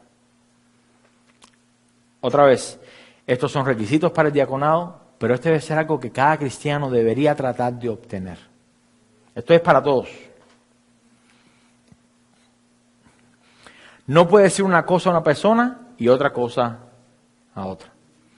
Es siempre el mismo. Por la razón que trata mucho con los necesitados o los pobres, no debería hablar con ellos de manera misericordiosa. No, Dios te va a suplir. Ay, es que Dios confía en la misericordia de Dios. Y en el momento que se vira, no, es que es un no sé qué, no son así. No debería ser así. Dice que no son dados a mucho vino. En otras palabras, no esclavo del vino. ¿Qué es lo primero que un borracho pierde? El juicio, la habilidad de tomar buenas decisiones. Por eso es que la gente que no sabe bailar necesita 3 tragos para poder bailar. Porque en su mentalidad sana dicen, no, me van a poner en YouTube. Lo primero que pierde es que la decisión de tomar la habilidad de tomar buenas decisiones. El ser esclavo del vino, según el comentario, escuche, según el comentario de John Gill, para que después no digan, el pastor es tan duro. Dice, obstruye la salud. Eventualmente, pues el hígado se lo come, ¿no? Y estupidece la mente. Así dice la Biblia. Es lo que significa. Te pone necio, completamente. Haces cosas indebidas. Haces cosas indebidas. Por lo tanto, lo descalifica para tal servicio porque también corre riesgo de ser tentado de robar a la iglesia para su propio vicio, para suplir su propio vicio. Y este peligro lo corre cada cristiano, no solamente los diáconos, cada uno. No debe ser amante del dinero. Primeramente, cualquiera que sea amante del dinero queda descalificado del servicio a Dios porque la Biblia claramente dice que nadie puede servir a dos señores. Nadie puede servir a Dios y a la riqueza. El amor al dinero es la raíz de ¿qué? De todos los males, no de algunos, de todos los males. El amor al dinero lleva a las personas a caer en lazo del diablo y muchas veces a extraviarlos de la fe. Estas personas por lo general son los que roban en las iglesias. Y si muchos pastores han caído en este pecado, ¿será que los diáconos no están tentados a hacerlo? Por supuesto. Recibí una carta, acaban de desafiliar a otro pastor en casa de oración, se lo comento para que usted sea. Porque estaba usando mal las finanzas de la iglesia. Según la carta que nos mandaron, es un desastre. Y yo decía, ¿qué tan fácil se hace una persona defalcar la iglesia? Usar los bienes de la iglesia. ¿Qué es lo que por dónde empieza? Mala administración. Mala administración. Los diáconos deben ser buenos administradores. ¿Qué le digo algo más? Los pastores deben ser buenos administradores de finanzas. Si usted, por ejemplo, no sabe administrar... Es más, le voy a decir una cosa. En muchos trabajos hoy le están chequeando el crédito a la gente. ¿Sí? Lo están haciendo. Usted va a un banco a aplicar por un trabajo y le van a chequear el crédito. Si usted está en bancarrota o si debe dinero, no le van a dar el trabajo. No le van a dar el trabajo. ¿Por qué? Porque corre el peligro de ¿qué? De robar. De robar. Entonces, viene a la iglesia, usted le debe no sé cuántos miles de pesos, no sé qué, no le paga a la gente, paga tarde, no sé qué, y no quiere pagar. ¿Qué sucede? Yo quiero servir en la iglesia. No, primero arregle su chequera. Y después entonces analizamos. Porque eso es una bomba de tiempo. Bomba de tiempo. Yo soy de pensar personalmente que todo cristiano debería tener buen crédito. Esta es mi opinión personal. Ahora, por situaciones en la vida donde perdimos el trabajo, nos quitaron el perro, el gato, todo el mundo, pues a veces el crédito se va abajo. Eso se entiende. ¿Pero está haciendo algo para reparar? Si no está haciendo nada para repararlo, entonces está siendo un mal administrador. Estar a paz con todos, pagarle a todo lo que debáis. ¿No dice la Biblia? ¿Sí o no? Entonces tenemos que hacer nuestra parte de que ponernos, reconciliarnos con todos. Aunque le pueda pagar $1 al mes, pero por lo menos haga algo al respecto. No tome la actitud de que, bueno, no va a pagar nada, pues. Y después están orando, Señor, por fe, bórrame la deuda. ¿Cómo que bórrame la deuda? Así no trabaja Dios. Aunque en realidad a veces lo ha hecho. No aquí en la iglesia que sepa yo, bueno, que yo sepa. Pero sí escuché un testimonio de una persona que sí se había metido en malas decisiones sin conocer al Señor. Sin conocer al Señor. Y la duda que tenía era, y el IRS, tú sabes que no perdona un peso a nadie. ¿Eh? Esa gente sí te cobran, te caen atrás hasta en Antártica, para que tú le pagues el dólar. Se convirtió al Señor, y el Señor dentro de su misericordia le perdonó la deuda. Cuando llamó a final de año que le entregaron los impuestos, dijo, me llegó dinero, ¿sabes? Normalmente no te llega nada. Cuando llamó a la IRS, no, miren, pues, hace años que estoy pagando esta deuda y todavía no sé por qué me lo mandaron, ¿no? ¿Qué deuda? Deme su nombre, deme su número de seguro social. Usted no debe nada, usted no debe nada, usted no debe nada. ¿Quién hace eso? Dios. Ahora, eso no es una puerta abierta para que usted diga, vamos a gastar ahora en la Navidad, ¡ya! Y después, Señor, ten misericordia. No. Hay que ser sabio, hay que ser buen administrador de lo que Dios nos ha dado. Amén. Yo estoy muy contento porque están las Navidades. ¿Cuántos se endeudaron ya?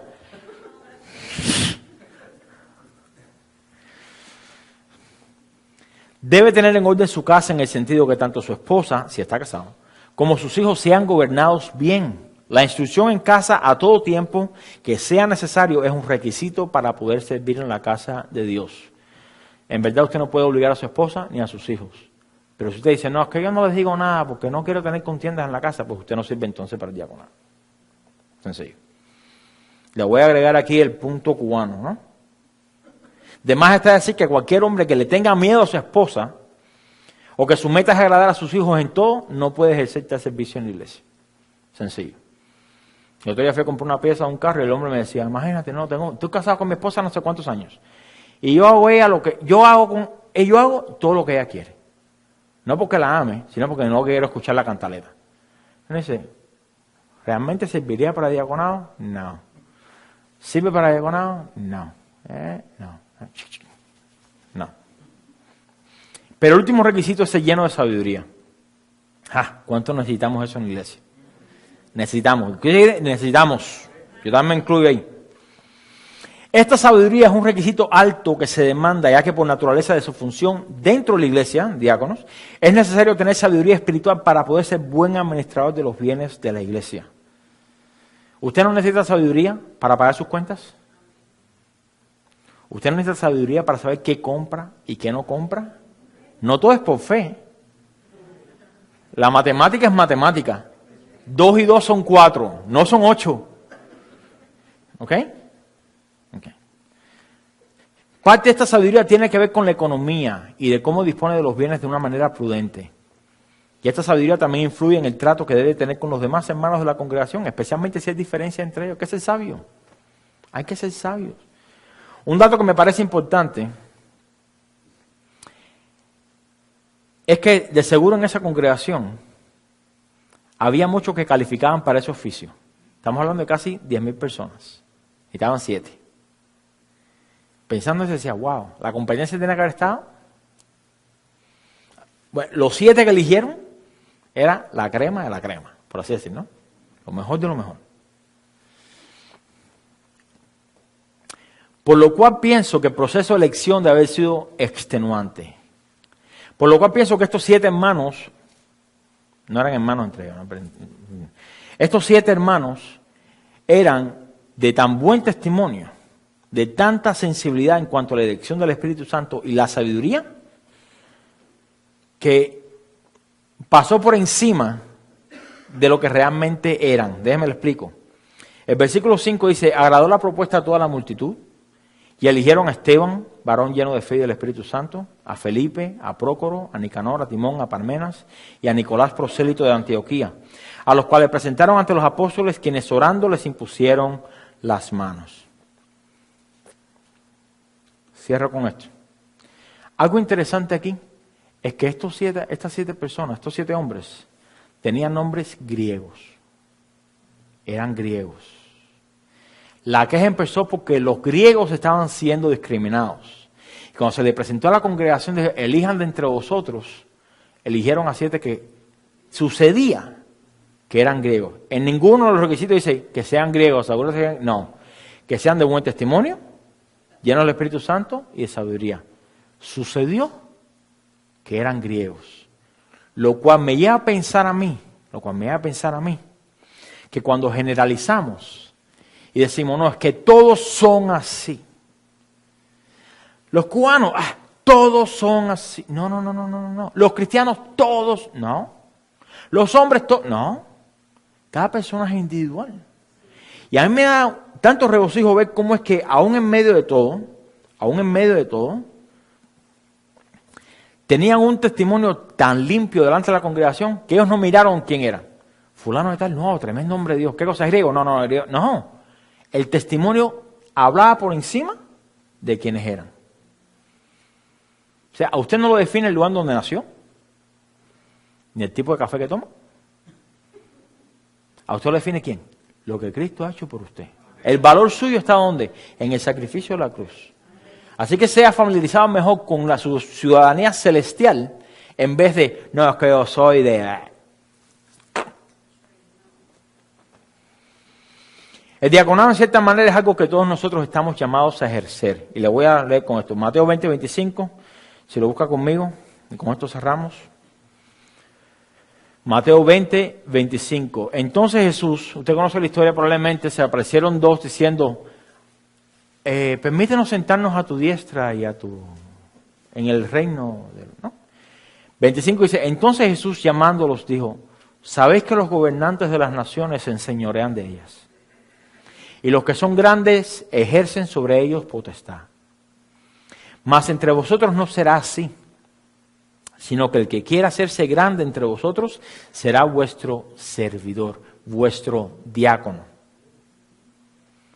Y el que quiera ser el primero entre vosotros será vuestro siervo. La palabra es diferente, ahí es duolo, significa esclavo. ¿Okay? Los esclavos no tenían ningún tipo de derecho.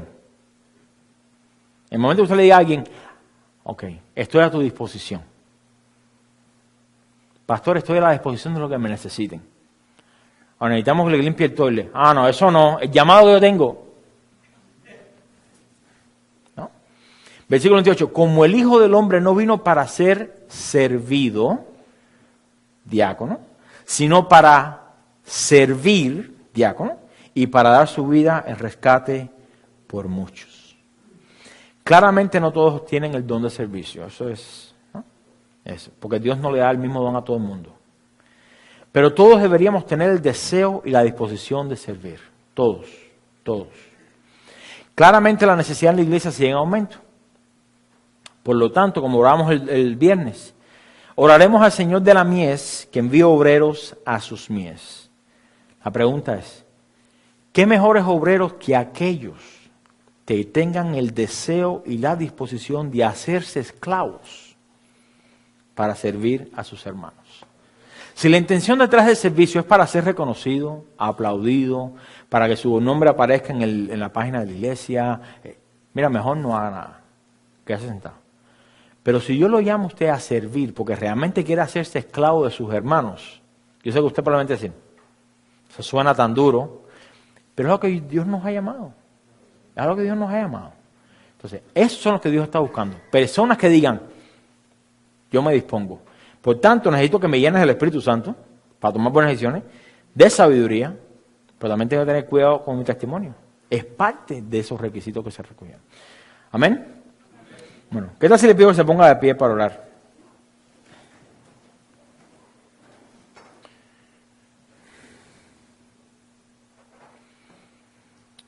Dios siempre es tan bueno con nosotros.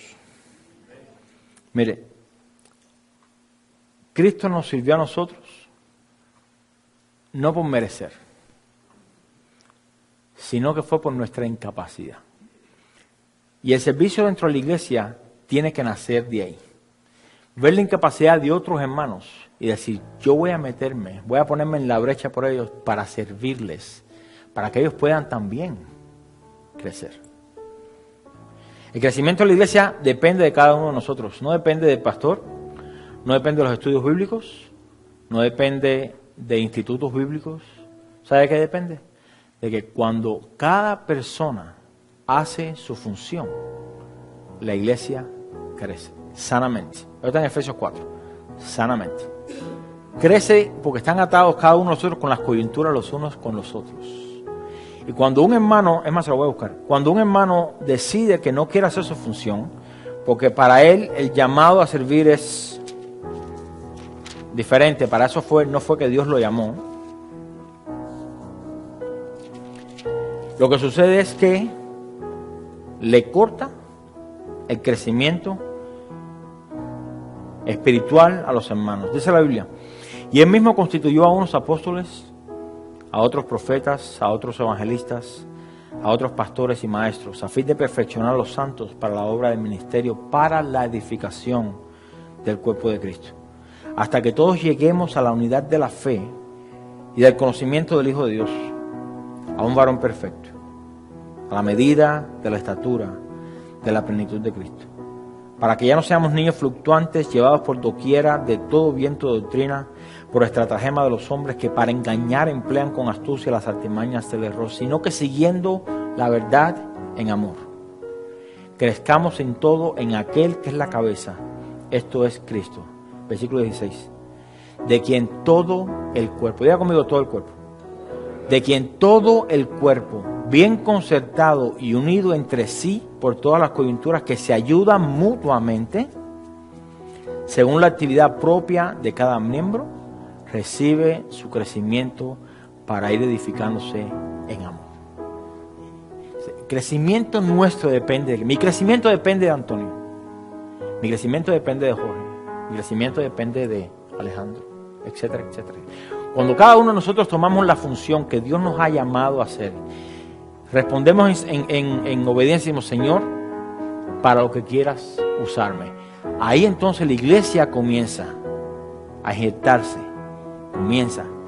empezamos a ver las necesidades de nuestros hermanos de una manera diferente. Ya no lo vemos como una carga, ay, hay que hacer, no, ya queremos servir. Y esto es a las personas a las que Dios llamó en esta iglesia, ¿a qué? A servir, a ejercer el diaconado, no a ser diáconos de título, a ejercer el diaconado. Entonces yo simplemente voy a orar por ustedes para que Dios levante de en medio de nuestras personas que realmente quieran servir con corazón puro, para agradar a Dios primeramente. Padre, Señor, venimos delante de tu presencia en esta tarde. Queremos darte toda gloria, toda honra, Señor. Gracias por tu palabra, Señor. Gracias, Señor, porque tú nos has llamado independientemente de nuestra capacidad, independientemente del lugar donde hemos nacido, independientemente de nuestra preparación, independientemente de lo que hemos logrado o alcanzado en esta vida, independientemente sobre todas las cosas, tú nos has llamado a servir los unos a los otros. Qué bonita la iglesia, cuando dentro de ella tenemos profesionales y personas que no tuvieron educación. Y aún así, Señor, podemos servirnos los unos a los otros. Por el deseo que tenemos, Señor, de ser imitadores tuyos, el cual fuiste el mejor diácono por excelencia. Nos diste el ejemplo de cómo servir. Padre, mi petición en esta tarde es que tú pongas en nosotros, en cada uno de mis hermanos, el deseo de servir. No que venga a comprometerse con el pastor ni con la iglesia, sino que como los macedonios, que se den primeramente a ti y por ende a los hermanos. Para que el servicio en nosotros, el amor los unos por los otros, sea la evidencia, sea la marca de que nos amamos los unos a los otros, de que te pertenecemos a ti, de que somos tus hijos. Padre, te doy gracias porque tú nos has dejado en tu palabra el plano de cómo servirnos. Padre, te pido que tú nos llenes de sabiduría, que podamos ser capaces de cuidar nuestro testimonio, que seamos capaces, Señor, de pedir que tú nos llenes de continuo de tu Espíritu Santo. El ser llenos del Espíritu Santo a diario, Señor, nos llevaría a un lugar de servicio aún más profundo. 2 veces en el libro de los Hechos se relaciona la llenura del Espíritu Santo con el servicio a los demás y el despojarse de lo material. Padre, te pido que mientras más nos acercamos a ti, si nos disponemos para que tú nos uses en el servicio, que también el amor por las cosas materiales vaya menguando, Señor. Pon ese deseo en nosotros de servirte primeramente a ti. Tú, Señor, te despojaste de todo lo que tenías para servirnos. Simplemente te pedimos en esta tarde, Señor, que tú nos enseñes a servirnos los unos a los otros. Y que el diaconado sea algo que cada uno de nosotros ejercitemos. Porque así tu nombre será glorificado. Y así pondremos por práctica quien tú eres en nosotros y lo que tú has hecho por nosotros. Padre, yo te pido que aún en nuestros lugares privados, en nuestras casas, que si tú pones en nosotros ese deseo, tu palabra dice que tú eres quien pones en nosotros el querer como el hacer por tu propia y buena voluntad, Señor. Te pido que tú pongas el corazón de aquellas personas que tú has llamado a servir de una manera completamente sin egoísmo, para que podamos servirte por lo que ya tú has hecho por nosotros. Ayúdanos a servirte, enséñanos a servirte mientras servimos a nuestros hermanos. Yo te pido esto, Padre, en el nombre de Jesús. Te doy toda gloria, toda honra, te doy gracias por este tiempo, Señor. En ti confiamos de que tú harás, de que tu palabra siempre llega a tiempo y siempre cumple el propósito para el cual es enviada. Te pedimos, Señor, que tú obres en nosotros. Te lo pedimos, Padre, en el nombre de Jesús. La iglesia dice amén. Amén. Gloria a Dios. Gloria a Dios.